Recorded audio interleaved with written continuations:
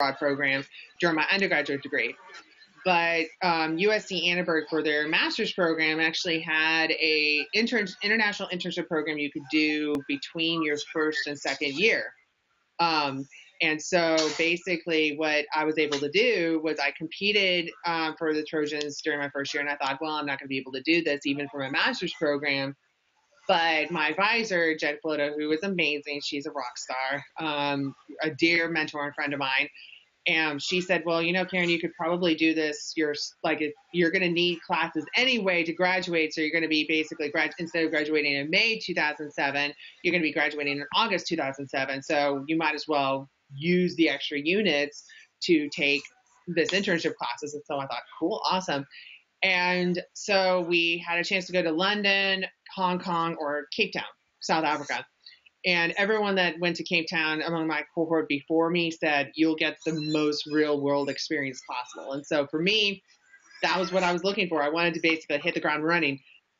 I didn't know that I would literally be hitting the ground running like the first day. But actually, the agency that I was working with at the time was called Total Media. And they were a PR agency that specialized in fashion and consumer PR. So we just worked with fashion designers and consumer products. So I tell my students, the movie Devil Wears Prada, I was kind of there. Everyone was really nice, but it was really interesting working with some fashion designers and what helped them get into their creative spaces. And so, but yeah, the second day on the job, I got a chance to actually talk to the fashion director of Prada in Milan. And I was able to do that the second day of my internship. And I know that I would not have been able to do that in the States, like with that level of responsibility. So I am a big, big proponent for not only internships to get experience, but I tell students, like, you get a sense of what you like about the field, but also what you don't like. And I feel like you need to be able to see what you like and what you don't like. And I love the agency life. I thought it was very fast paced. You got to do something every day. But I knew that ultimately I wanted to become a professor. I knew that I wanted to have an applied focus, but I didn't want to have like just the agency lifestyle. And so I wanted to have at least that experience to help me forward. But in terms of international experience, I am probably the biggest supporter of that, especially for students who want to end up somewhere specifically. I actually had a student who's really great. Her name is Danielle.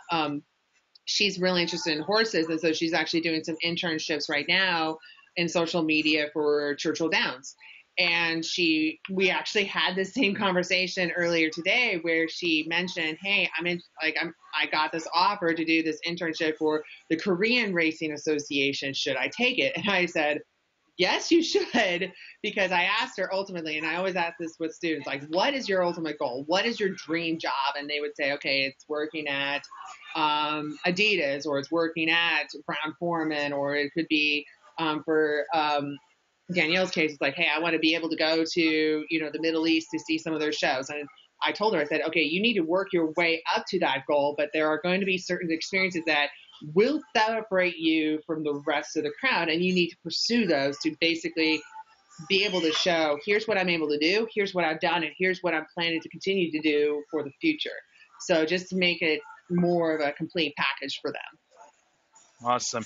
So now let's transition now into what you do with social, because many might not know the fact that you actually, you mentioned you teach a class in social, but you actually are very active in social media, especially Twitter. And also you have your own Facebook group called Social Media Professors. I think I'm saying that right. Many might not know that there. So can you share about why you decided to create that group, which can elaborate to where many might understand more about what social media is all about? Yeah, absolutely. And so, to be the reason why I'm active is, well, one, I love social media. I feel like it's kind of like, besides coffee, and that I tweet a lot about, I feel like it's definitely a passion of mine, but I just absolutely love it. And I also feel like, too, for students, like, if I'm asking them to do certain things on social, I have to do them as well, just to kind of show them that, okay, here's kind of things that I've been able to learn through the process. Here's some things that you may want to consider trying out. Here's some ways to go about and doing it. So I feel like instead of being just like a top down model, I mean, like for my classes, I'm more of a participant where I'm able to say, hey, here's like some things that I've been able to do. What do you guys think? So I'm always learning from my students. And so there's definitely things that I can definitely articulate and share and teach my students, but at the same time they can also bounce around ideas and teach me as well. So I constantly, I mean, that's the thing that I love about that class. I'm constantly learning each and every day new things, new trends, new ways of approaching certain tools, and so it's been really fun. So we're kind of creating this dynamic learning environment. But with the group, I would say that actually it's almost a year old. And one of the things, it actually came from a research project that I was working on this past year with and I was talking to one professor who was teaching social media. He was teaching it at a university out in Utah.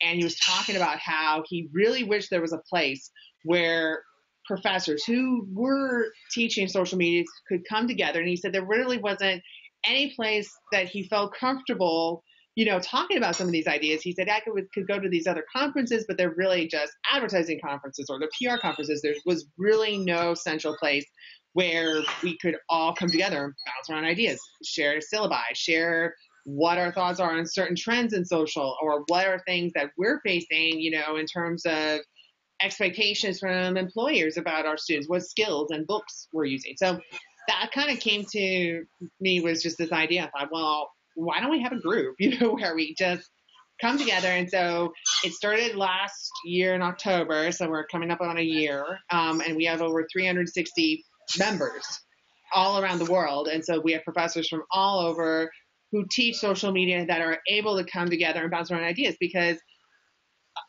I think the more, like, we're all in the same boat. I think we're all kind of struggling with some of the same questions, same concepts. We're coming up with ideas, but we also are, as back to your point we talked earlier before the show, this perception of professors who teach social media. And we get hit all the time, like, we don't know what we're talking about. We're irrelevant. Higher education is a waste of time. We are not ahead of the trends, or we don't know what we're doing. I mean, I can tell you, Cheval, how many things that I've heard over the years. And so it's nice to come as a group and say, okay, here's what we're doing. Here's how we're going to show future employers our skills. Our students are getting the skills and education necessary.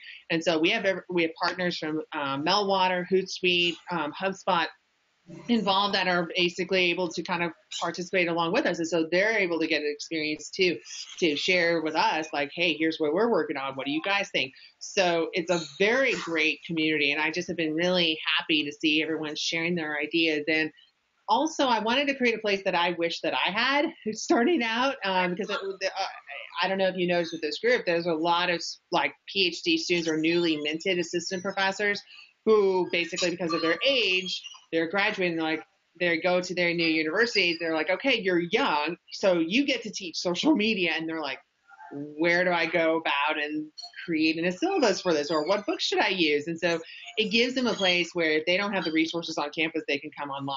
And so that's been my ultimate goal for the group.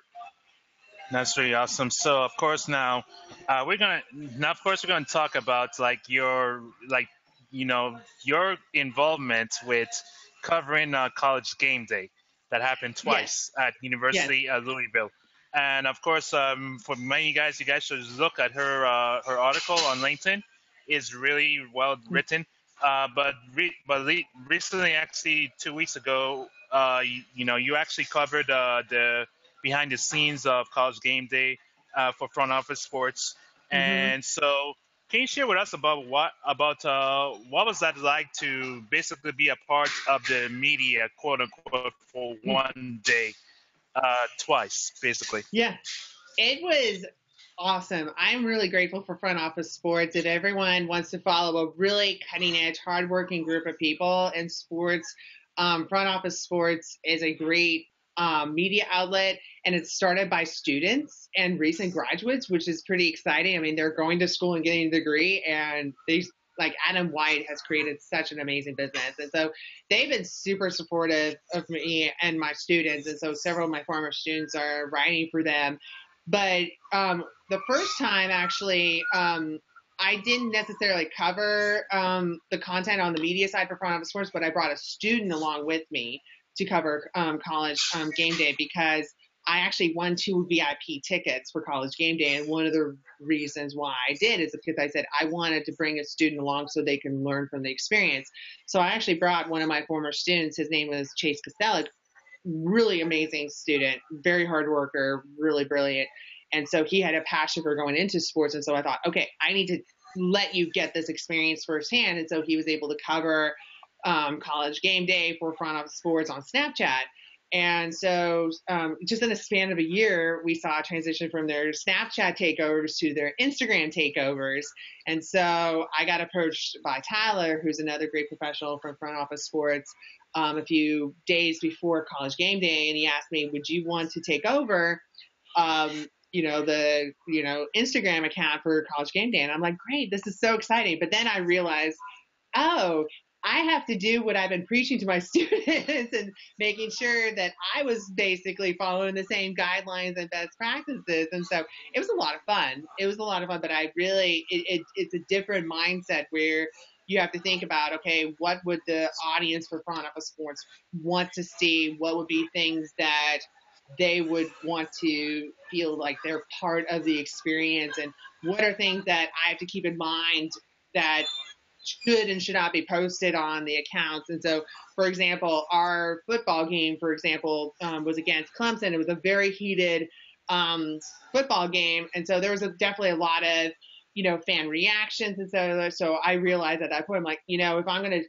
take any, game days, coverage on Instagram, I'll just mute the sound button just so people are not like, whoa, okay, what did we hear about that? But I had a lot of people that, were really excited to see the Clemson social media team. So I wanted to make sure that I got some coverage there and then behind the scenes on college game day.